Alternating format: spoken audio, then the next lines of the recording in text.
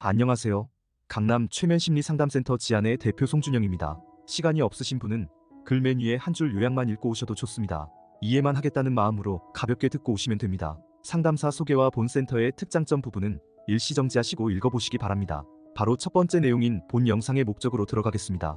이 영상의 목적은 제가 첫 상담 시에 내담자님들께 드리는 공통적인 내용을 첫 상담 전에 내담자님께서 숙지하도록 하여 내담자님의 상담 준비도를 높이고 대면 상담 시간을 최대한 내면 작업을 하는데 쓰고자 함입니다. 보통 타 센터 같은 경우 첫 상담은 상담 안내와 내담자 분석만 하다가 끝나는 경우가 많습니다. 하지만 저희 지안은 첫 상담부터 본격적인 내면 작업을 진행합니다. 이렇게 할 수 있는 이유는 바로 상담 동의서와 내담자 분석 설문지를 미리 받아 분석하고 내담자님께서 상담 안내 영상을 미리 시청하고 참여하심으로써 가능합니다. 두 번째로 심리상담의 기본 전제입니다. 요약해서 말씀드리면 심리상담의 목적은 내 마음을 우선 변화시켜 환경의 변화를 꾀하고자 함이며 최면상담은 내 마음을 변화시키는 것을 보다 쉽게 할 수 있도록 도와줍니다. 본론으로 들어가면 첫 번째로 나의 기대 즉 이상과 현실 사이에 괴리가 있고 이것에 저항할 때 심리적인 괴로움이 발생합니다. 단 우리가 이런 괴리에 저항하지 않고 담담히 받아들이며 괴리를 좁혀나가려 노력할 때는 괴롭지 않습니다. 심리적인 괴로움의 핵심 원인은 바로 저항입니다. 불편한 감정이나 신념이 올라올 때 괴로운 이유도 바로 우리가 내면에서 미묘하게 저항하기 때문입니다. 즉 있는 그대로 수용하지 않고 피하고 싶기 때문입니다. 예를 들면 연봉이 3천만 원인 사람이 자신의 현실을 받아들이지 못하고 연봉 1억 받는 것에 집착한다면 괴로움이 시작됩니다. 두 번째, 이때의 마음의 평온함을 성취하기 위해 두 가지 방법이 있습니다. 현실을 내 기대에 맞춰 변화시키거나 내 기대를 현실에 맞춰 변화시키는 겁니다. 단 계속 괴롭기를 원한다면 어떤 것도 변화시키지 않아도 좋습니다. 보통 이럴 땐 진정으로 행복해지고 싶다는 간절한 마음이 들 때까지 괴로워하며 저항하기 때문에 이것이 본인이 원하는 것이라면 그렇게 선택해도 됩니다. 예를 들면 열심히 노력해서 연봉 1억을 받거나 아니면 연봉 1억을 받고자 하는 것에 집착하는 마음을 내려놓음으로써 마음의 평온함을 달성할 수 있습니다. 아니면 계속 연봉 1억에 집착하면서 현실에 불만을 가지며 괴로워할 수도 있는 것입니다. 세 번째, 현실을 변화시키는 것도 좋습니다. 하지만 지금 당장 현실을 변화시킬 여건이 안 되는 상황에서 행복하길 원한다면 내 마음을 우선 변화시켜야 합니다. 그런데 내 마음을 변화시키지 않고 현실을 변화시키는 데만 몰입하면 결국에는 다음을 깨닫게 될 확률이 높습니다. 모든 것은 다 내 마음에서 시작되며 마음을 다루지 않고서 현실만 변화시키고자 하는 것은 밑빠진 독에 물 붓기처럼 일시적이구나. 예를 들면 현재 연봉이 3천만 원인 현실을 있는 그대로 받아들이며 1억이 되고자 담담하게 노력하는 사람은 괴롭지 않습니다. 그런데 이렇게 노력한다고 치더라도 내면의 어떤 결핍감을 해결하지 않고 놔두면 행복해질 확률은 낮습니다. 무슨 말이냐면 트라우마로 인해 가난에 대한 두려움이 있는 사람이 있다고 가정해보겠습니다. 이 사람은 연봉 3천만 원일 때 부족함을 느껴 연봉 1억을 위해 노력했습니다. 1억을 달성하니 잠깐은 행복했지만 머지않아 이것도 부족하다는 내면의 결핍감 때문에 연봉 2억을 갈망하게 됩니다. 이런 악순환에 빠져 결국 연봉을 높이는 것만으로는 내면의 결핍감을 채울 수 없다는 것을 깨닫습니다. 네 번째, 그래서 결국 내 마음을 변화시켜 평온해져야 하고 그 평온한 마음 상태에서 나오는 에너지로 현실을 변화시켜 나가야 합니다. 예를 들면 우리는 보통 불편한 감정이 느껴지면 이를 회피하려고 합니다. 그래서 음식을 먹거나 게임을 하거나 드라마를 보거나 술을 마시거나 담배를 피거나 하는 등으로 이 감정을 안 느끼려고 하죠. 그런데 감정을 회피하게 되면 이는 해소되지 못한 채 내면에 억압됩니다. 이렇게 감정을 억압하는 데는 심리적인 에너지가 많이 소모되게 되는데 그러면 주변 환경에서 오는 스트레스에 유연하게 대처할 에너지가 부족하게 됩니다. 그러면 조금만 스트레스 받아도 짜증이 나고 한번 시작한 일을 끝내지 못하고 중도 포기하는 등 건설적으로 살아가기 힘들어집니다. 주위에서 조금만 내 마음에 들지 않는 상황이 벌어지면 쉽게 짜증이 나고 화가 나는 것, 그리고 일을 자꾸 미루게 되고 무기력하게 되는 것도 감정을 억압하는데 이미 내 심리적인 에너지가 너무 많이 쓰이기 때문입니다.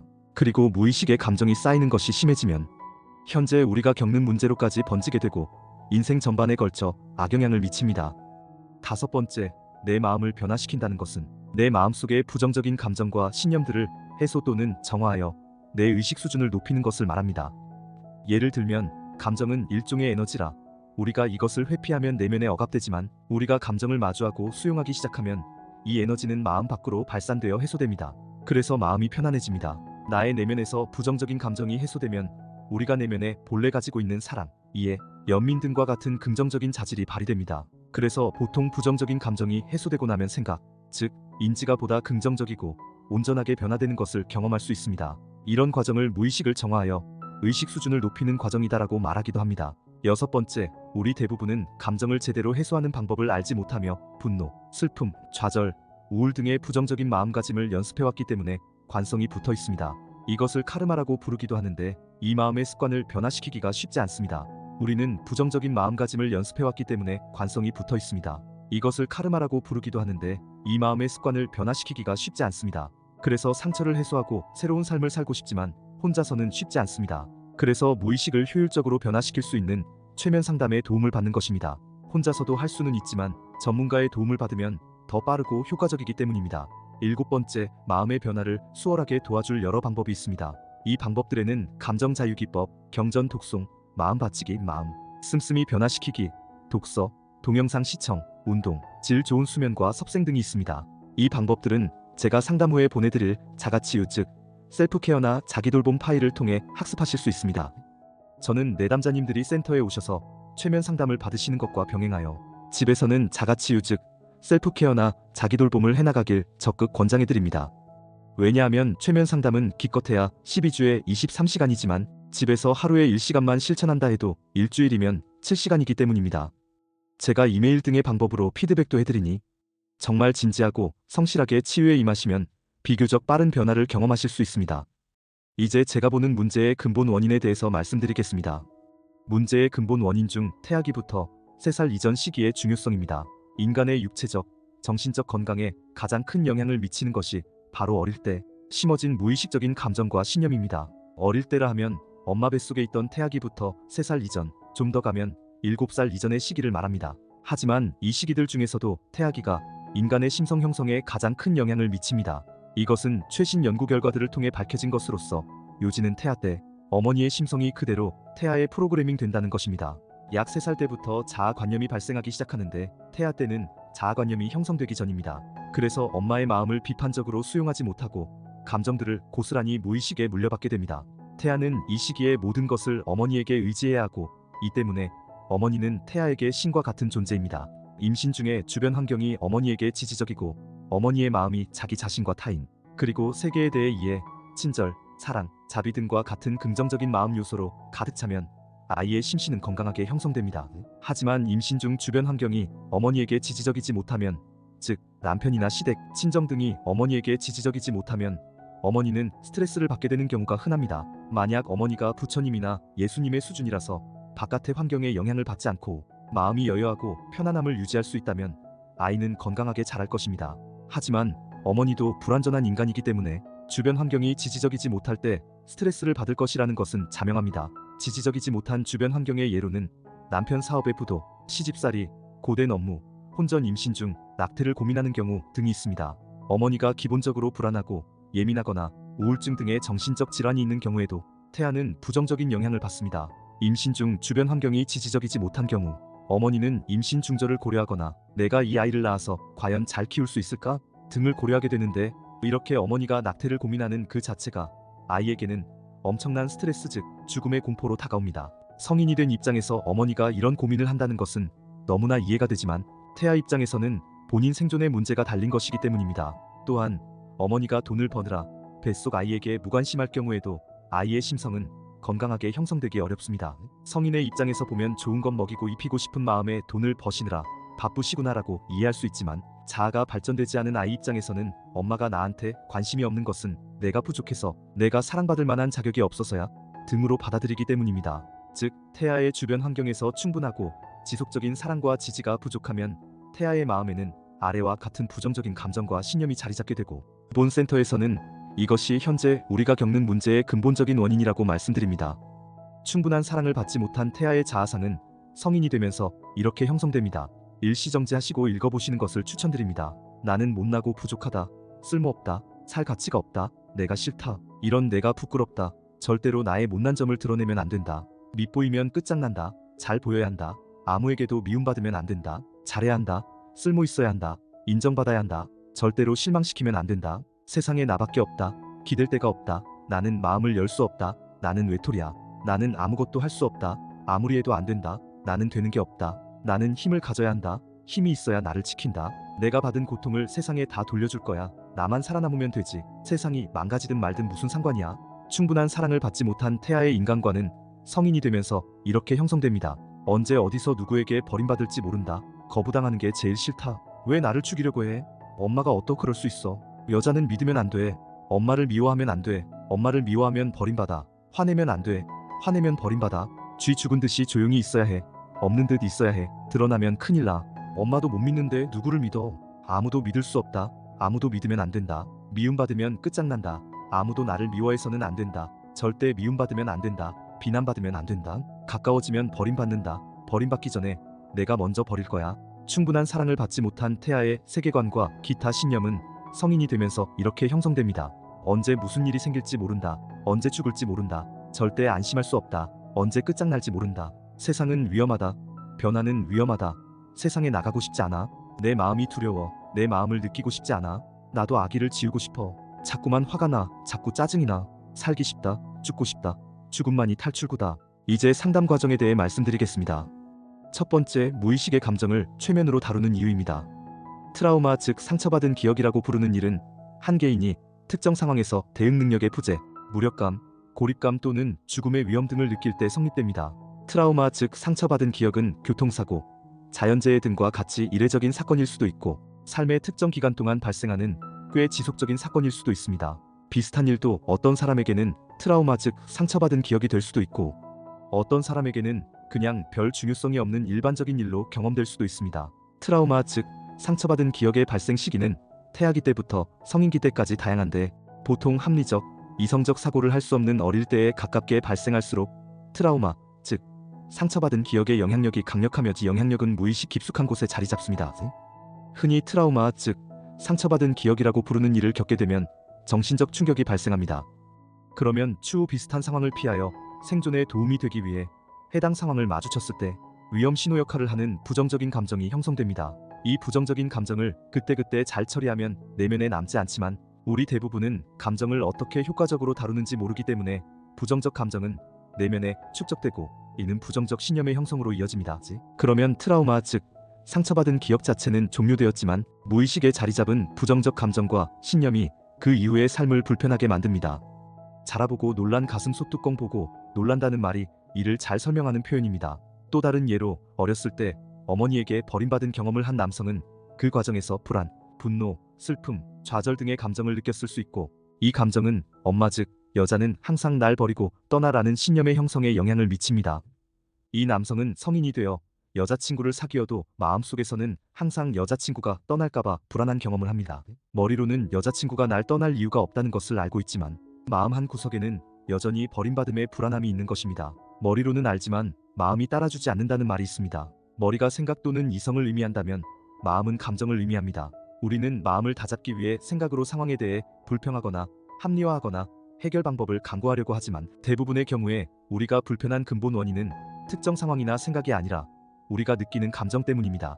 따라서 우리가 생각을 변화시키려 하거나 좀 더 굳건한 의지를 가지려고 하는 노력 등은 대부분 효과가 없고 실패하기 마련입니다.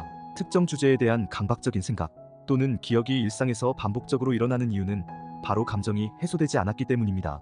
우리가 계산이나 전략을 세울 때 등 의도적으로 사고할 때를 제외하고는 생각은 주로 감정을 회피하기 위해 일어나는데 여자친구가 떠나는 생각을 자주 하는 위 남성의 경우가 바로 그 예가 될 수 있습니다.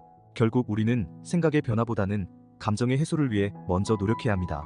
감정이 해소되어 갈수록 우리 내면에 본래부터 자리 잡은 긍정적이고 온전한 마음, 예를 들어 용기, 이해, 연민, 사랑, 용서 등이 발현되며 이것이 바로 최면 상담을 통한 심리치유의 기본 원리입니다. 최면이란 의식의 이성적, 비판적 또는 합리적 사고 작용이 비교적 잠잠해지고 선택적 사고가 활발해지는 몰입 상태이며 이 상태를 달성하기 위해 상담에서는 이완이라는 방법을 주로 사용합니다. 눈을 감고 쉼호흡을 하면서 심신을 이완할 경우 마이 잠잠해지면서 평소 잘 인식되지 않던 무의식의 내용들이 인식되기 시작합니다. 예를 들어 명상을 하다 보면 생각이 평소보다 많이 떠오르고 여러 감정이 느껴지며 생각지 못했던 기억들이 떠오르는 경험해 보셨을 것입니다.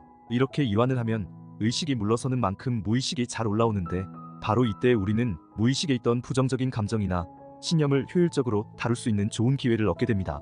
참고로 명상과 최면의 차이점은 똑같이 이완 상태이지만 명상은 보통 혼자 하는 것이고 최면은 옆에서 지도해주는 상담사가 있다는 것입니다. 위에 나온 최면의 정의에서 선택적 사고란 쉽게 생각해서 자유로운 상상의 작용이 일어나는 상태라고 이해하시면 됩니다. 선택적 사고의 예를 말씀드려보면 상담사인 제가 최면 상태에 있는 내담자에게 20년 전의 내가 되어 그때의 어머니에게 어떤 마음이 느껴지는지 느껴보세요. 내 앞에 10년 뒤 미래의 나를 데려와 보고 어떻게 느껴지는지 느껴보세요. 허리가 말을 할 수 있다면 내 허리가 되어서 뭐라고 말하는지 느껴보세요. 몸에서 빠져나와 영혼이 되어서 우주로 가보세요라는 상담사의 주문에 아니 어떻게 그게 가능해? 이성적, 합리적, 비판적 반응 대신에 수용적으로 잘 반응하는 것입니다. 어떻게 보면 상상하여 반응한다고도 말할 수 있겠습니다. 그런데 실제로는 상상이 아니라 자신의 깊은 내면에 있는 내용물에 따라 감정이 느껴지고 사고 과정이 일어나기 때문에 상상이라는 단어를 순전히 없는 것을 지어낸다라고 이해하시면 곤란합니다. 상상의 범위도 무의식에 있는 내용물에 따라 정해지기 때문입니다. 어쨌든 이완이 잘 되어 선택적 사고 작용이 잘 일어나면 최면이 잘 되고 있다고 생각하시면 됩니다. 최면 심리 상담은 일반 심리 상담에 비해 효과가 빠른데 그 이유는 일반 심리 상담과는 다르게 의식할 수 있는 내용보다는 무의식적 내용 변화에 초점을 맞추고 또한 인지, 생각, 사고보다는 정서, 감정을 집중적으로 다루기 때문입니다. 일반 심리 상담으로 대표되는 인지행동 치료의 경우 생각을 먼저 합리적, 이성적, 기능적으로 변화시켜 감정을 변화시키려 합니다. 그러나 최면 심리 상담의 경우는 감정을 먼저 변화시켜 생각을 변화시키려는 입장입니다. 실제로 저는 두 가지 방법을 모두 적용해 보았을 때 체감상 감정을 먼저 해소시키는 방법이 훨씬 더 효과적이었습니다. 또한 일반 심리 상담의 경우 공감과 지지만 해주다가 문제의 핵심은 건드리지도 못하고 끝나는 경우가 있습니다. 그래서 상담 때는 위로받는 느낌이 들어 좋긴 하지만 상담소를 떠나면 정작 마음의 불편함은 여전했다고 호소하시는 분들이 적지 않습니다. 다이어트에 성공하기 위한 방법을 우리는 모두 잘 알고 있습니다. 잘 먹고 잘 자고 운동하는 것이죠. 그런데 아는 것과 실천은 다른 문제입니다. 전문가에 의한 최면 상담은 우리가 처한 다음과 같은 상황 때문에 유용할 수 있습니다. 첫째, 바쁘게 살아가는 우리에게 차분히 시간을 내어 내면을 들여다보기란 쉽지 않은 일입니다. 그러다 보니 마음속 깊이 자리한 해결되지 않은 부정적 감정과 신념에 접근하기가 어렵습니다. 둘째, 부정적 감정과 신념을 알아차린다고 해도 그것을 마주하여 다루는 것이 고통스럽기 때문에 이를 회피하기 위해 행위 중독, 예를 들면 음식, 술, 마약, 스마트폰 등이나 관계 중독에 빠지기 쉽습니다. 회피하면 감정과 신념은 더 억압되기 때문에 이것이 지속되면 현재 우리가 겪는 문제가 발생할 수 있습니다.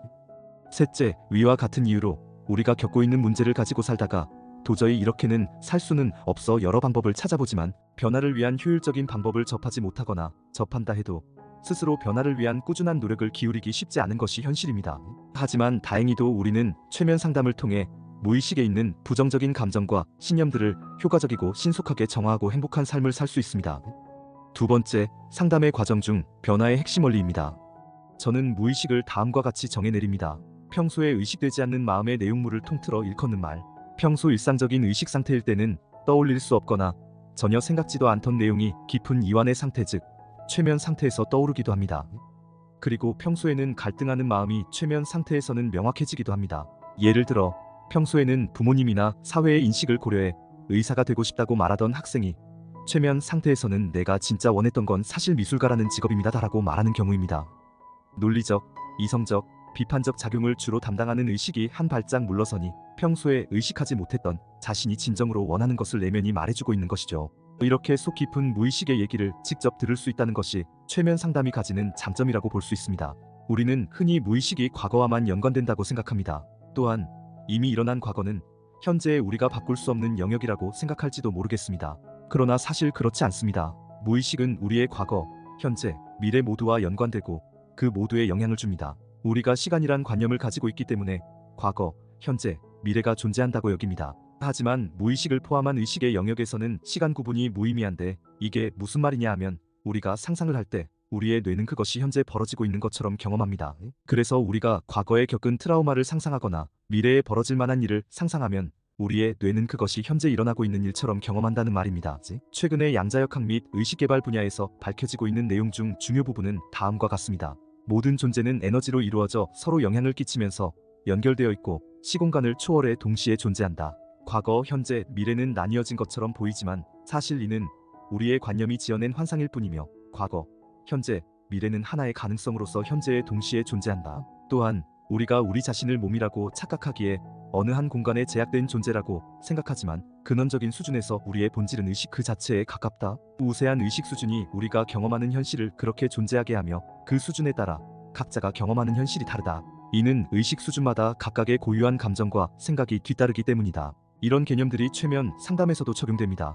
간략히 말씀드리면 무의식을 다루는 최면 상태에서 평소 상처로 인식하고 있던 과거가 해소되고 밝은 미래를 경험하게 되면 기존의 과거, 현재, 미래의 부정적인 고리가 해제되고 긍정적인 감정과 이미지에 바탕을 둔 새로운 과거, 현재, 미래의 고리가 마음속에 자리 잡혀 새로운 현실이 펼쳐지게 됩니다. 즉, 현재의 최면 상담으로 과거의 상처를 정화하고 변화된 과거를 바탕으로 새로운 현재와 미래가 창조된다는 것입니다. 왜냐하면 과거, 현재, 미래는 서로 연결되어 있기 때문이죠. 과거에 대한 심리적 경험은 고정불변한 것이 아닌 언제든 변화되어 현재와 미래에 새로운 영향을 줄 수 있는 그런 것입니다. 정리하자면 우리가 과거의 상처로 인한 부정적인 감정과 신념들을 가지고 있을 때 이 부정적인 감정과 신념을 반드시 먼저 해소한 후 긍정적인 이미지 또는 우리가 일어나기 바라는 이미지와 그때의 느낌을 생생하게 경험함으로써 그것을 우리 무의식에 입력시키고 일상에서 생생하게 상상하는 작업을 해나가면 우리는 더 이상 과거의 상처로 인한 불편함을 겪지 않고 우리가 원하는 현재, 미래를 살아나가게 되는 것입니다. 이것이 실제로 수많은 내담자님들이 효과를 본 최면 상담의 핵심 원리입니다. 이제 상담 과정 중 변화의 목표에 대해 말씀드리겠습니다. 앞에서 우리가 겪는 문제의 근본 원인은 무의식의 핵심 감정과 신념 때문이라고 말씀드렸습니다. 핵심 감정과 신념을 책상의 상판으로 비유하고 이 핵심 감정과 신념이 형성되게 영향을 끼친 트라우마, 즉 과거의 상처들을 상판을 지지하는 다리들이라고 비유해 보겠습니다. 한 사람의 핵심 감정과 신념이 해소되려면 이것의 형성에 영향을 끼친 주요한 트라우마 사건들, 즉 과거의 상처들을 다시 떠올리고 그 상황에서 느껴지는 불편한 감정과 생각들을 모두 해소해야 합니다. 즉, 책상의 다리들을 제거하면 책상의 상판은 자연스럽게 무너져 내립니다. 다시 말해 그 사건을 떠올려도 어떠한 불편한 감정도 느껴지지 않는 무덤덤한 상태가 되고 이러면 이제 그 사건의 감정적인 기억은 내면에서 정화된 것입니다. 사람들에게 한평생 안 좋은 기억들을 모두 적어보라고 하면 보통 100에서 200개의 기억을 떠올립니다. 하지만 이 기억들을 모두 정화해야 하는 건 아닙니다. 다행히게도 이 중 핵심 트라우마, 즉 과거의 상처와 관련된 핵심 기억량 15가지에서 20가지만 해소하면 나머지 안 좋은 기억들은 저절로 같이 정화되는 경향이 있습니다. 이것을 감정자유기법에서는 일반화 효과라고 합니다. 그래서 우리는 상담과 자가치유를 병행하면서 이 15에서 20개의 핵심 트라우마 기억의 해소에 집중하면 됩니다. 이제 상담의 상세 과정에 대해 말씀드리겠습니다. 우선 정화하고 싶은 트라우마가 명확한 경우 해당 기억을 떠올리고 느껴지는 부정적인 감정과 신념을 정화합니다. 그런데 만약 특별히 떠오르는 상처가 된 기억이 없거나 어렸을 때부터 여러 부정적인 감정을 통합적이고 만성적으로 느껴왔다면 다른 접근을 해야 합니다. 이 경우는 평소 자주 느끼는 부정적 감정 중 가장 두드러지는 감정을 가지고 이 감정을 느낀 순간들을 찾아서 정화해 나갑니다. 상담 과정을 5단계로 나눠서 설명드리겠습니다. 첫 번째, 최면 역행이나 손가락 테스트로 부정적인 핵심 감정과 신념이 형성된 최초의 순간을 찾습니다. 우리가 살면서 비슷한 패턴의 상황을 겪는 경우가 있습니다. 예를 들면 버림받는 두려움을 가진 사람이 애인이나 직장에서 자꾸 버림받는 느낌을 받는 경우죠. 핵심 감정인 버림받는 두려움을 느끼는 여러 상황이 있었을 텐데 이렇게 핵심 감정의 고리에 기억들이 꿰어져 내면에 차곡차곡 쌓입니다. 아까 말씀드린 테이블 상판과 테이블 다리의 비유와도 같습니다. 이런 원리를 숙지하고 최면 상태에서 지금 떠올린 기억에서 이 감정, 즉 버림받음의 두려움이 이전에도 느껴본 것처럼 익숙한지 아니면 지금 처음 느껴본 것처럼 새로운지와 같은 질문으로 핵심 감정을 느낀 최초의 순간을 찾습니다. 그 이유는 최초의 순간부터 다루는 것이 감정 해소에 더 효과적이기 때문입니다. 그런데 위와 같은 최면 역행 방법을 이용해 핵심 감정이 형성된 최초의 순간을 찾기 어려운 경우가 있습니다. 바로 무의식의 저항이나 트라우마에 대한 해리가 심각하게 일어난 경우입니다. 이럴 땐 내담자가 우선 떠올릴 수 있는 기억을 가지고 감정을 정화해 나가면 핵심 감정과 연관된 또 다른 기억들이 자연스럽게 떠오르는 경향을 이용해 상담을 해나갑니다. 그래서 결국엔 최초의 순간을 찾아가는 것이죠. 그리고 기억이 떠오르지 않으면 상상의 방식을 이용하기도 합니다. 상상을 해도 괜찮은 이유는 상상도 내담자 무의식에 내재된 감정과 신념의 범위에 따라 일어날 수밖에 없고 우리의 목적은 내가 떠올린 것이 사실이냐 거짓이냐가 아닌 떠올린 상황 속에서 느껴지는 감정과 신념을 정화하는 것이기 때문입니다. 두 번째, 최초의 순간을 찾은 후 현재의 순간으로 거슬러 올라오면서 상처들을 정화합니다. 즉, 해당 사건들에서 느낀 모든 부정적인 감정과 신념을 정화합니다. 위에서 말씀드렸듯이 최초의 순간을 바로 찾지 못하면 현재의 순간부터 과거의 순간으로 거슬러 올라가기도 합니다. 세 번째, 정화가 잘 되었다면 과거의 기억을 다시 경험해도 이전처럼 불편한 감정이 느껴지지 않습니다. 마치 TV를 보거나 직장 동료나 친구와 같이 제3자의 얘기를 듣는 것처럼 불편한 감정의 수치가 0이어서 무덤덤하게 느껴진다면, 또는 그 불편한 감정을 느껴보려고 해도 느껴지지 않는다면 감정이 잘 정화된 것입니다. 그리고 감정이 정화되면 이전과 다른 긍정적이고 온전한 새로운 생각이 자리 잡히는데 이를 확인합니다. 예를 들어 친구와 싸워서 화가 나 있는데 화난 감정을 해소해주면 왜 굳이 싸웠을까? 내가 그때 왜 그랬을까? 친구도 무슨 사정이 있었던 것 같아 등으로 생각이 보다 온전하게 바뀝니다. 네 번째, 부정적 감정이 완전히 해소되고 나면 해당 기억 속에 내가 원하는 것이 무엇인지 느껴보고 해당 장면을 긍정적으로 느껴봅니다. 예를 들어 3살 때 엄마와 아빠가 싸운 기억을 상처로 가지고 있는 내담자가 있다면 그 기억 속에서 부정적인 감정을 모두 정화한 뒤 3살 아이에게 어떻게 하면 행복해질 수 있는지, 너가 원하는 것은 무엇인지 묻습니다.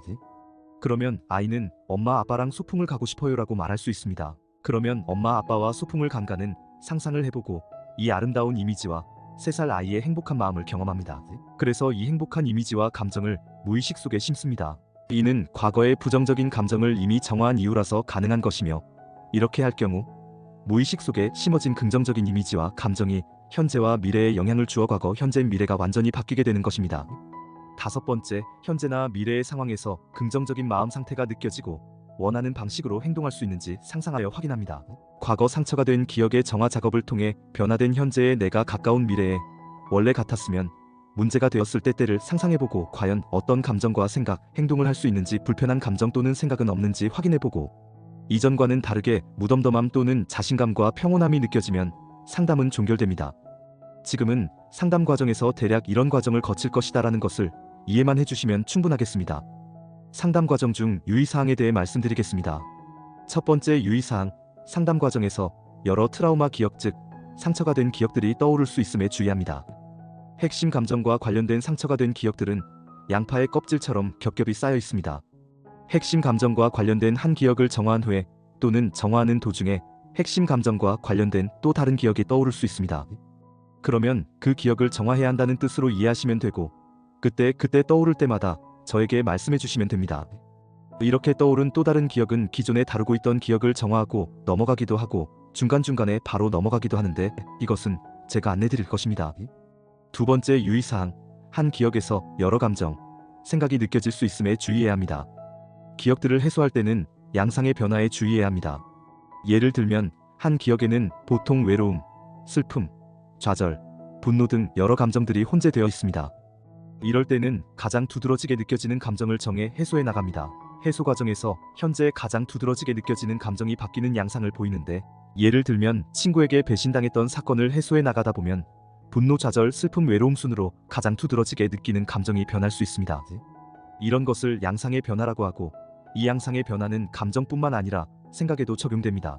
예를 들면 전에는 친구가 나를 때려서 화가 났다면 감정을 조금 해소하고 나니 이제는 화가 나는 이유가 친구가 나한테 거짓말했기 때문으로 말이죠. 세 번째 유의사항, 과거 기억을 정화하고 새로운 미래를 무의식에 심는 것은 과거의 팩트 자체를 부정하는 것이 아니라 변화된 느낌과 이미지로 새로운 현실과 미래를 살고자 함입니다. 우리가 최면으로 과거 기억을 정화한다고 할 때 과거에 일어난 팩트 자체, 즉 사실적 기억을 부정하지 않습니다. 상처가 된 기억을 긍정적인 기억으로 왜곡해서 대체하자는 것은 더더욱 아닙니다. 기본적으로 상처가 된 사건에 대한 우리의 감정적 기억을 변화시키는 것을 목표로 합니다. 어떤 것에 대한 감정이 변하면 그것에 대한 생각과 경험이 모두 변하기 때문입니다. 이렇게 되면 나의 현재, 미래에도 긍정적인 변화가 일어납니다. 예를 들어 어렸을 적 나를 학대한 부모님에 대해 상처가 있는 사람이 과거로 가서 상처를 정화하고 부모님이 어린 나를 따뜻하게 사랑으로 재양육하는 장면을 최면 속에서 경험하여 긍정적인 이미지와 느낌을 품는 것입니다. 그런데 우리 부모님은 사랑스러운 양육을 해줄 그런 따뜻한 부모가 아니었어요. 하실지 모르겠지만 최면 속에서는 의식의 비판적 사고 기능이 감소되어 있고 무엇보다도 부정적 감정을 모두 정화했기 때문에 이런 비판적 사고는 마음속에서 떠오르지 않습니다. 그저 부모님에 대한 이해, 연민, 사랑 등의 감정만 마음속에 자리 잡는 경우가 많습니다. 즉 무의식 속의 상처가 정화된 자리에 긍정적인 감정과 이미지가 자리 잡게 되는 것이죠. 최면에서 돌아 나온 후 과거를 떠올려 봤을 때 과거에 부모님이 나를 때렸다는 기억 자체는 사라지지 않지만 내담자가 기억하는 주 자면이 긍정적으로 바뀌거나 그 기억에 대한 나의 인식이 변화됩니다. 예를 들어 체벌이 나를 올바르게 키워주기 위해 부모님 나름대로의 관심의 표현이었고 그들도 그 당시에는 충분히 성숙하지 못했었다라는 이해와 연민의 마음이 치유 과정을 거쳐 마음속에 자리 잡을 수 있습니다. 즉 어린 시절을 떠올려 보라고 했을 때 상담 전에는 학대받았던 기억과 부정적 감정이 떠올랐다면 이제는 부정적인 감정을 정화하고 긍정적인 이미지와 감정을 심었기 때문에 불편한 감정은 떠오르지 않고 최면 속에서 경험했던 부모님이 나를 사랑으로 재양육해줬던 장면과 그에 동반된 긍정적인 감정이 내 가슴속에 지배적으로 떠오릅니다. 이렇게 해서 내담자는 과거로부터 평화로워지는 것입니다. 간혹 내담자 케이스에 따라 그런 긍정적인 장면이 떠오르지 않더라도 과거에 가졌던 부정적인 감정은 느껴지지 않고 기억을 떠올려도 덤덤해져서 그 상처가 된 기억으로부터 자유로워지게 됩니다. 이런 식으로 상담이 이루어지는 것이고 이것의 효과는 무의식을 변화시킨 것이기 때문에 지속적입니다. 이 내용은 상처가 아직 정화되지 않는 분들이 보기에는 거부감이 들고 이해가 안 갈 수 있지만 일단은 내 상처가 정화되고 편안해질 수 있겠구나라는 정도로 가볍게 이해하시고 넘어가시면 좋겠습니다. 자, 이제 최면에 대한 오해와 진실에 대해 다뤄보겠습니다. 최면에 대한 선입견, 오해, 두려움 등을 가지게 되면 최면 상담의 효과가 떨어지기 때문에 이를 반드시 해소하고 상담에 임해야 합니다. 왜 상담의 효과가 떨어지냐면 보통 내담자분들이 오시면 제가 최면에 걸릴 수 있을까요? 이렇게 걱정하시는 분들이 많습니다. 이런 질문들은 대부분 미디어에서 다루는 자극적인 최면 영상 때문에 생기는 경우가 많습니다. 최면에 대한 대표적인 오해로는 의식이 사라지거나 깨어나지 못한다, 기억을 못한다, 꼭두각시처럼 된다, 특별한 의식 상태를 체험한다, 나는 최면에 안 걸리는 사람이다, 뭔가 눈앞에 영화처럼 펼쳐질 것이다 등이 있습니다. 이런 오해를 가지고 계시면 최면 상담 도중에 저의 말이나 내면의 감정 등에 집중해야 하는데 그러지 못하고 자꾸 지금 내가 잘하고 있는 게 맞아? 지금 최면이 되고 있는 거 맞아? 생각하시면서 집중을 못합니다. 이렇게 되면 최면 상담의 효과가 떨어지는 것입니다. 그런데 최면의 진실에 대해 쉽게 이해하실 수 있도록 간략하게 말씀드리면 위에서 말씀드린 내용들은 모두 사실이 아닙니다. 최면 상태는 잠자기 전에 침대에 누워서 눈을 감고 그저 힘을 뺀 상태, 명상과 같이 그저 심신을 이완한 상태라고 생각하시면 편합니다. 평상시와 같이 의식이 있어 기억할 수 있으며 오감을 통해 주변 환경을 다 인지할 수 있습니다. 불합리한 지시를 받으면 눈을 뜨고 당장이라도 일어나서 밖으로 나가버릴 수 있는 자유의지를 발휘해 반응할 수 있는 지극히 평범한 의식 상태입니다. 또한 시각적으로 어떤 이미지가 영화관에서처럼 펼쳐진다기보다는 느낌, 이미지의 형태로 떠오르는 조각들을 더듬어 나가 과거 기억들을 구체화시키는 경험과 이해하시면 됩니다. 최면 상담에서 최면은 깊은 이완 상태를 의미하기 때문에 만약 내담자가 몸과 마음에 힘을 빼는 것에 익숙하지 않거나 마음의 불안도가 너무 높아서 이완을 잘하지 못하는 경우를 제외하면 누구나 최면에 들어갈 수 있습니다. 따라서 나는 최면에 잘 안 걸리는 사람이다라고 말하는 것은 나는 몸과 마음을 이완 잘 못하는 사람이다 이런 말과 같습니다. 물론 이완을 잘 못하시는 내담자분이 오면 이완을 더 잘하실 수 있도록 제가 도와드립니다. 자, 이제 최면 상담 시 주의사항에 대해 말씀드리겠습니다. 첫째, 성적인 내용이나 상담사에게 말하고 싶지 않은 내용은 말하지 않아도 됩니다. 성적인 트라우마의 경우에는 구체적인 내용을 성별이 다른 상담사에게 말하기 부담스러울 수 있습니다. 그런 경우에는 감정과 수치만 얘기해 주시고 구체적인 내용은 속으로만 생각만 하시면 됩니다. 예를 들어 그 사람이 내 볼을 터치한 것이 짜증난다 9점. 이렇게 된다면 저에게는 짜증남 9점 이렇게만 알려주시면 되고 왜 짜증이 나는지는 속으로만 생각하시면 됩니다. 대신 속으로 생각하더라도 구체적으로 왜 짜증이 나는지는 반드시 파악해야 합니다. 추상적으로 파악하면 추상적으로 문제가 해결됩니다. 즉 완전하게 해결되지 않습니다. 둘째, 생각을 따라가지 않고 상담사 말에 집중하기입니다. 최면 상태에서도 의식이 존재하기 때문에 아, 이제 최면을 시작하겠지? 이제 내 의식이 완전히 사라지고 멋진 경험을 하겠지? 가만히 있어봐. 뭔가 집중도 안 되는 것 같고 이거 최면 걸리는 거 맞아?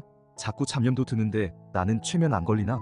이거 의식이 개입하는 거 아닌가? 이런 생각들이 떠오는 것은 자연스럽습니다. 그러나 이런 생각들에 집중하는 것은 의식의 비판적이고 이성적인 작용을 북돋아 선택적 사고가 일어나지 못하게 방해합니다. 그래서 생각들을 그저 흘려보내고 무의식의 내용이 잘 올라올 수 있도록 충분히 이완하며 상담사의 말과 내면에 집중합니다. 세 번째, 중간에 편집하지 말고 떠오르는 대로 말하기입니다. 치유 과정에서 경험되는 즉 불쑥 떠오르는 느낌, 생각, 기억 또는 신체 감각의 변화 등을 편집 없이 솔직하게 바로바로 말해주세요. 감정을 해소하는 도중에 갑자기 다른 감정, 생각 또는 기억이 떠올랐다면 그 감정, 생각, 기억 또한 우리가 다뤄야 할 것들이라는 의미입니다. 평소 생각지도 못했던 어떤 뜬금없는 순간이 떠올랐다고 이건 이 감정과 관련 없는 기억이야. 선생님한테 얘기하지 말자. 이렇게 편집하지 마시고 솔직하게 떠오르는 대로 바로 얘기합니다. 어떤 기억이나 생각이 떠오를 때 이거 내가 지어내는 거 아니야? 생각이 드는 것은 자연스럽지만 사실은 지어내는 것이 아니라 무의식이 떠올려주는 내용을 의식이 내가 지어낸다 또는 떠올렸다라고 착각하는 것일 뿐입니다. 예를 들어 셋을 세면 느끼고 있는 이 감정과 관련된 순간으로 갑니다라고 했는데 평소 생각지도 못했던 어떤 뜬금없는 순간이 떠올랐다고. 이건 이 감정과 관련 없는 기억이야. 선생님한테 얘기하지 말자. 이렇게 편집하지 마시고 솔직하게 떠오르는 대로 바로 얘기해 주셔야 합니다. 그래야 제가 경험치를 바탕으로 판단하고 잘 안내해 드릴 수 있습니다. 네 번째, 시각적으로 뭔가 보이는 것보다 중요한 것은 느낌 즉 감정입니다. 실제 최면 상담에서는 시각적인 것도 떠오르긴 하지만 느낌의 형태로 더 많이 떠오릅니다. 예를 들어 과거로 가서 지금 나이가 어떻게 되는 것 같아요? 질문을 받으면 시각적으로 눈앞에 18세라고 떠오르는 경우도 없지는 않지만 왠지 18세인 것 같은 느낌을 받아서 상담사에게 얘기해주는 경우가 훨씬 더 많습니다. 느낌에 초점을 맞춰주세요. 주의할 점은 왜 어떤 느낌도 안 들지? 왜 뭐가 안 보이지? 이렇게 조급한 마음은 내려놓고 마음을 편하게 가지는 것입니다. 평소에 외출 직후 갑자기 가스불은 껐나? 이런 마음이 순식간에 올라오는 것처럼 편안한 상태에서 질문을 받으면 자연스럽게 어떤 내용이 떠오르는 경우가 많습니다.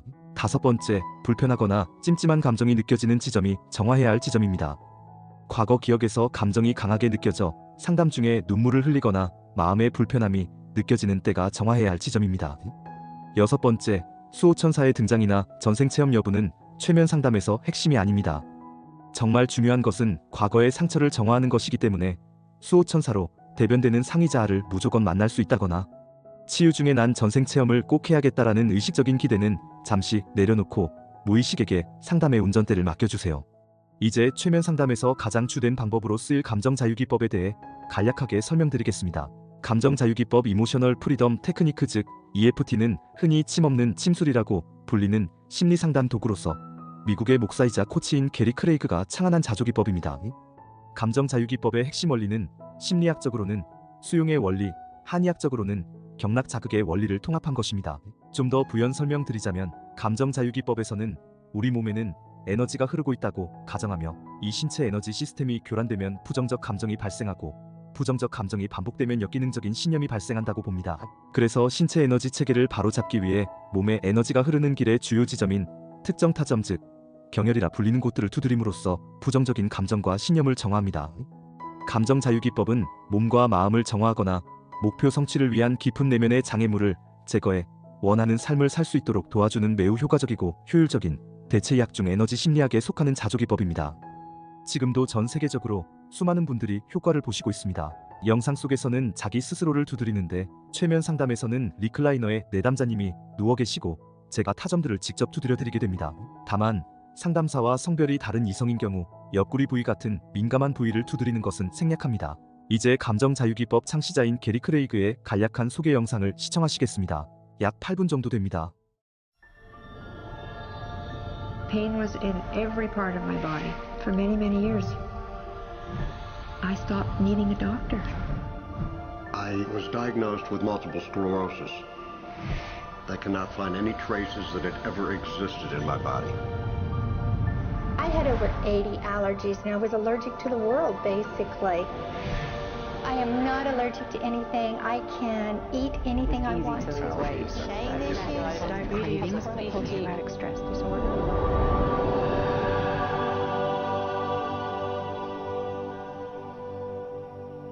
EFT stands for Emotional Freedom Techniques, and it's an emotional version of acupuncture, except we don't use needles. Instead, we address emotional issues. The emotional contributor to disease and ailments and physical things is far greater than the emphasis that's been given to it to date. All of us know intuitively that if we're carrying around angers and griefs and guilts and traumas, it shows up physically. If somebody is really angry, their stomach is tight, maybe the veins down out of their neck, their blood pressure goes up, emotions cause physical things. Well, you keep that body a long period of time, now you're looking at diseases. You know, in my own case, I got tired of giving medications which would just treat the symptoms and didn't really address what I thought was the underlying problem. EFT, on the other hand, zeroes right in on it, and I think that's why we get results where nothing else will. It's possible to clear emotional issues at a deep enough level that physical healing results.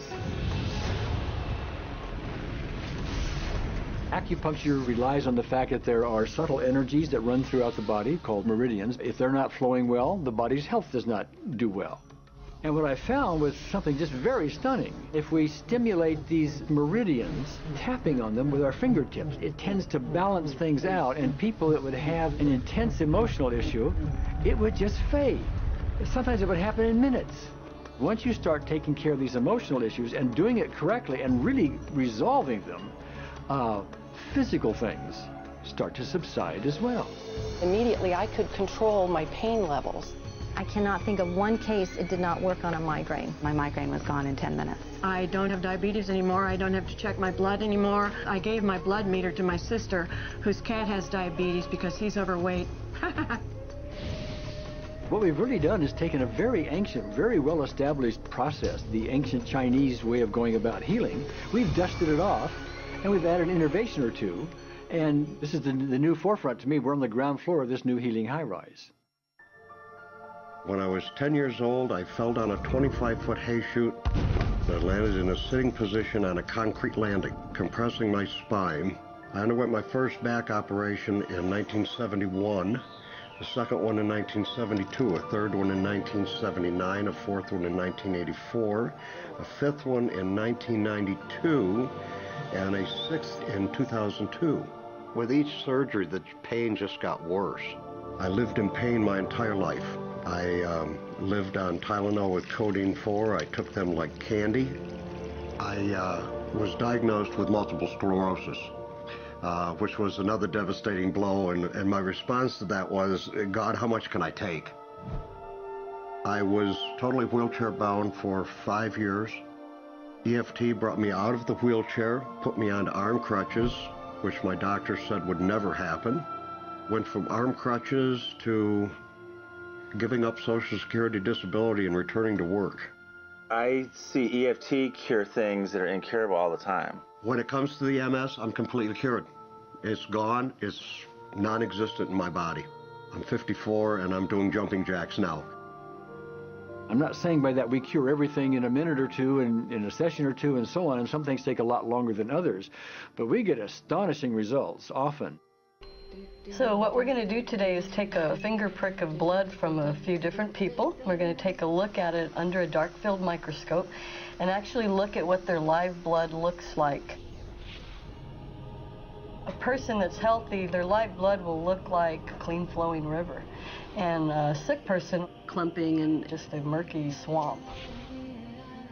Of those 6 people, 3 had blood picture that looked like there's some health issues that should be addressed. So we had those 3 people go through about 5 minutes of EFT. This anger. All this resentment. We drew their blood again, looked at it, and saw just total different blood pictures. No sign of clumping. I was speechless.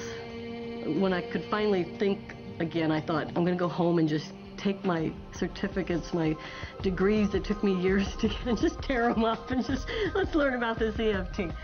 Normally, as a nutritionist, I would have put you on 2 or 3 months of mineral supplementation, but EFT, 5 minutes. People on the outside, they look at some of the things we do as miracles, and I'm not really a miracle worker at all, or, it's just the body will tend to heal itself if its energies are allowed to flow. The biggest thing that blocks that flow of energy is how emotional issues and past traumas are held in the body. So we're getting to the core. That's why you can use it for everything. Addiction issues. Shame issues. Vision issues, Chronic fatigue, fear of flying, Atrial fibrillation, cravings, diabetes, diverticulitis, post-traumatic stress disorder, Abundance. it was easy to lose weight, public speaking, insomnia. performing in any capacity. You can go from 0 desire to hot and ready. My romantic life got better, and For the first time, I can probably say I truly and genuinely like myself, love myself, have acceptance. People ask me what kind of antidepressants I'm on, and I say EFT. I do believe anything is possible now because I've seen it. One that was really fun to do was the vision experiment I did. 75% had an improvement in their vision. I keep getting emails from people, by the way, Carol, I'm not using my glasses to look at the piano music anymore. EFT is the best thing I found, hands down. One of the great things about EFT is it's easy to learn by anyone. EFT gave me the tools to cure myself. And now I probably have seen over 2,000 clients of every walk of life on every imaginable problem with about a 98%, maybe 99% success rate. And it's not me, it's EFT. I thought, well, I don't know if I believe this, but what if I just suspended my disbelief? Well, the manual is a free download on our website because I want the world to know how to do it. Do you want more than that?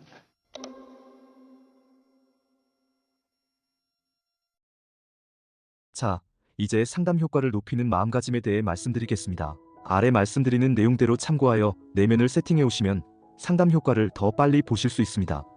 첫 번째, 최면에 대한 단순한 호기심보다는 난 이제 진정으로 내면의 괴로움에서 벗어나 평안을 원한다는 간절한 마음이 필요합니다. 두 번째, 본인은 문제의식이 없는데 지인의 권유로 그냥 오는 경우 보다는 스스로 문제의식이 있어 오는 자발성이 중요합니다. 세 번째, 난 누워만 있고 상담사가 다 해주겠지와 같은 소극적인 태도보다는 나의 행복은 오롯이 나에게 달려있다는 책임감 있는 태도가 중요합니다. 네 번째, 병리적인 증상으로 정상적인 의사소통이 어려운 경우에는 정신과에 방문하시기 바랍니다. 다섯 번째, 생각으로 마음을 지나치게 분석하기보다는 가슴에서 느껴지는 감정에 집중해야 합니다. 이 경우는 성인 남성 같은 경우에 많이 해당됩니다. 워낙 우리 문화의 남자는 감정적인 모습을 보여서는 안 돼와 같은 관념이 강하게 자리 잡다 보니 남성들이 자신의 감정을 느끼고 표현하는데 미숙합니다. 그래서 감정을 가슴에서 느껴야 하는데 머리로 감정이 어떤지 분석하는 경우가 상담을 하다 보면 많습니다.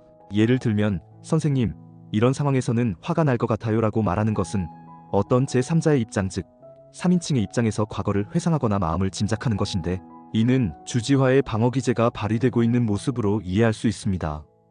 이렇게 하는 것이 아니라 정말 지금 이 순간 내가 다시 그 상황을 1인칭 입장에서 현재형으로 재경험하는 것처럼 그 상황에 대해 묘사하고 느끼고 생각해야 합니다. 이렇게 하면서 내면에 남아있는 것들을 정화해 나가는 것이 매우 중요합니다. 여섯 번째, 빨리 변화되고자 하는 조급함을 내려놓은 태도가 필요합니다. 상담료가 적은 금액이 아니라 적은 상담 회기로 빨리 변화되고 싶은 마음이 드는 것은 너무나 자연스러운 것입니다. 그러나 변화가 빨리 그리고 잘 일어나기 위해서는 역설적으로 이런 조급함과 같은 마음을 내려놓고 마음을 겸허하게 텅 비워야 합니다. 상담을 받으실 때는 세 가지 마음을 주의하셔야 합니다. 첫 번째, 탐 즉 욕심을 경계해야 합니다. 이 욕심은 어서 하겠다라는 마음입니다. 어서 상담을 받아서 일주일에 23회씩 받아서 어서 좋아져야겠다라는 마음을 경계하셔야 됩니다. 이런 마음은 이루어지지 않으면 곧바로 분노나 실망으로 이어져 빠른 포기나 무기력을 부릅니다. 그래서 오히려 상담에 방해가 됩니다. 두 번째, 진즉 분노를 경계해야 합니다. 이 분노는 왜 이렇게 안 되냐 하는 마음입니다. 상담도 받고 자가치유 즉 셀프케어나 자기돌봄도 열심히 했는데 왜 이렇게 안 좋아지냐 하는 분노의 마음을 경계하셔야 됩니다. 세 번째, 치 즉 어리석음을 경계해야 합니다. 이 어리석음은 이만하면 됐다 하는 마음입니다. 어느 정도 상담과 자가치유 즉 자기돌봄도 열심히 하셔서 삶이 살만해지니 이제 나는 다 좋아졌어. 이제 상담과 일상에서 마음 공부 안 해도 되겠지. 설렁설렁하지 뭐라는 마음을 품으면 그때부터 괴로움이 찾아옵니다.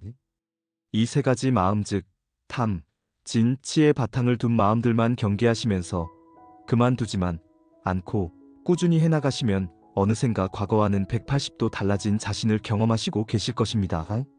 일곱 번째, 자기 생각을 너무 고집하거나 무조건적인 공감만 바라는 태도를 내려놓아야 합니다. 기본적으로 내담자님들이 심리상담을 온 이유는 내가 그동안 고집해 온 삶에 대한 시각, 태도, 방법만으로 행복지지 못했고 행복에 관해 더 나은 비전을 가진 상담자의 도움을 받아 변화된 삶을 살기 위함입니다. 그런데 기존에 가지고 있는 생각이 너무 강해 삶을 다른 방식으로 바라볼 수도 있겠다 등의 열린 자세가 없거나 나에게 뭐가 필요한지는 내가 더 잘 아니 상담사 당신은 내가 원하는 대로 해줘 등의 태도를 가지거나 또는 그저 불행한 자신에 대한 위로만 받고자 하는 경우에는 최면 상담이 목표한 결과를 달성하기 어려울 수 있습니다. 최면 상담의 목표가 무의식에 있는 핵심 감정과 신념을 상담사의 안내에 따라 상담사와 함께 해소해 나가는 것임을 유념해 주시기 바랍니다.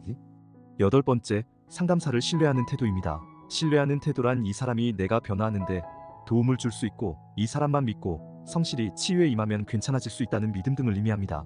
9번째, 주변 환경. 주변 사람이 바뀌어야 내가 행복해질 수 있다는 태도보다는 내 마음을 먼저 살피고 변화시키려는 태도가 필요합니다. 예를 들어 사기를 당해 마음이 불편한 내담자분이 오면 저는 이렇게 말씀드립니다. 사기꾼에게 돈을 받아낼 수 있는 법적인 조치가 있으면 최선을 다해서 법적인 조치를 취하세요. 그것은 변호사의 도움을 받으시면 됩니다. 다만 내면의 불편함은 저와 풀어나가시면 됩니다. 10번째, 최면 상담과 관련된 일체의 기대, 두려움 등을 내려놓고 텅 비어 고요하고 편안한 마음으로 상담에 임하는 내려놓음의 태도가 필요합니다. 마지막으로 방문 전 주의사항에 대해 말씀드리겠습니다. 첫 번째, 심신이완시 피곤하지 않도록 전날에 충분히 주무시길 권해드립니다. 두 번째, 상담 당일 5분 전쯤에 미리 도착하실 수 있도록 넉넉한 시간적 여유를 가지고 오시기 바랍니다. 10분 이상 일찍 오시면 문을 열어드리지 않고 약속한 시간을 넘어서 오시면 상담받으실 시간이 줄어드니 5분 정도 일찍 오시는 것이 딱 좋습니다. 세 번째, 상담 이틀 전부터 가급적 커피, 술, 흡연 등을 자제하고 오시길 권해드립니다. 네 번째, 노출이 심하지 않은 편안한 옷을 입고 오시길 바랍니다. 노출이 있으면 옷매무새를 다듬는데 신경이 쓰여 상담에 집중하기 어려울 수 있습니다. 다섯 번째, 동행인께서는 가급적 상담 중 센터 밖에서 대기해 주시길 바랍니다.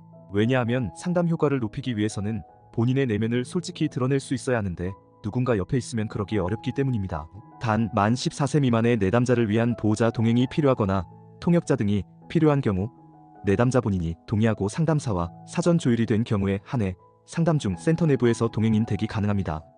시청해주셔서 감사합니다.